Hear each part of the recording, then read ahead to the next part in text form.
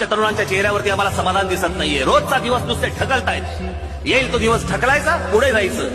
मिळेल ते शिक्षण घेतोय. शिक्षणाचा आणि नोकरीचा काही संबंध नाही. शिक्षणाचा आणि व्यवसायाचा काही संबंध नाही. मिळेल ती नोकरी पत्करायची का? आजपर्यंत आई वडिलांनी सांभाळलं, आता मला आई वडिलांना सांभाळायचं. मिळेल ती नोकरी पत्करावी लागते. त्यात समाधान असो नसो. आमच्याकडे त्या प्रकारचं शिक्षण मिळत नाही. आमच्याकडे खेळाडू तयार होत नाहीत. आमच्याकडचा सचिन तेंडुलकर, त्याला खासगी प्रशिक्षक ठेवायला लागतो आचरेकर सर. पण राज्य सरकार म्हणून कुठची अकादमी आमच्याकडे उभी राहत नाही स्पोर्ट्सवरती. आमच्याकडे चित्रकारांना कोणतं प्रोत्साहन नाही. आमच्याकडे सिव्हिल इंजिनियर्स नुसते तयार होत आहेत, पण त्यांना कामं नाहीत.